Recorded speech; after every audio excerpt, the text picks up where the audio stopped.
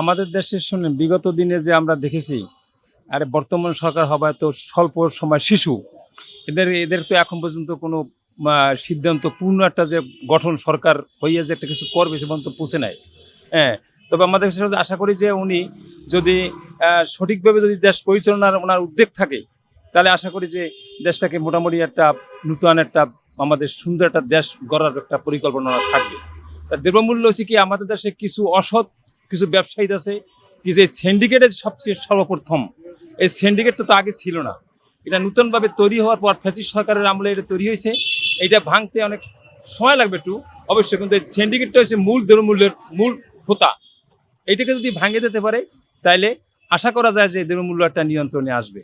এবং যারা যারা সরকারে যারা দায়িত্ব পালন করে, তারা যদি সৎ উদ্দেশ্য থাকে দেশ পরিচালনা করার জন্য এবং সুষ্ঠুভাবে যদি আমাদের দেশে মানুষ যারা শান্তিতে থাকে, সুখ শান্তিতে কামনা করে, এই জন্য তারা যদি সেই পরিকল্পনাটা করে, আশা করা যায় দ্রব্যমূল্য আমাদের দেশে মোটামুটি একটা নিয়ন্ত্রণে আসবে, সবাই ভালো থাকবে, শান্তিতে থাকবে, এইটি আমাদের কামনা।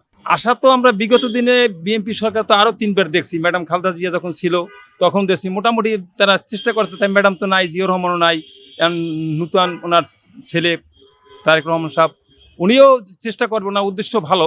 উনি যদি মনে করেন যে মন্ত্রিসভা দিয়ে যদি সঠিকভাবে যদি পালন করতে পারে উনি, তাহলে আশা করা যায় দেশটাকে সে মোটামুটি নিয়ন্ত্রণে আসতে পারবে। জিনিসের দাম তো সবকিছু বাড়তি হয়, জিনিসের দাম সব গরিবে যায় খায় যে বাঁচবো তা হতো না, এত নিয়ম থেকে বেশি বাড়তি জিনিসের দাম। ইনকাম হিসাবে জিনিসপাতির দাম মানে যে হিসাবে জিনিসপাতির দাম আছে ইনকাম একটু কম আর কি। হ্যাঁ, বর্তমান বাংলাদেশকে একটু ইনকাম কম, যাই হোক মোটামুটি ইনশাআল্লাহ আল্লাহ পাক যেমনি চলাইতে চলতেছি মোটামুটি।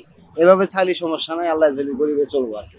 এখন তো মনে করেন যে অন্য বছর থেকে একটু মানে একটু কমছে, তারপরে মনে করেন যেহেতু নতুন সরকার, এটা তো আর মনে করেন যে হঠাৎ করে তো সবকিছু নিয়ন্ত্রণ করতে পারে না, এটা আস্তে আস্তে আস্তে আস্তে সে নতুন সরকার নিয়ন্ত্রণ করতে পারবে। তাছাড়া আপনি হঠাৎ করে যে একটা জিনিস নিয়ন্ত্রণ করা, এটা তো সহজে পারবে না, আস্তে আস্তে করতে হবে আর কি। একবার যদি বৈশাখ যদি সবকিছু আমি জিনিসপাতির দাম কমে যায়, তখন তো সরকার আরেক চাপে পড়ে যাবো গা। কারণ এটা তো দেশে অনেক কিছু ঘাটতি পূরণ আছে, অনেক ঘাটতি আছে।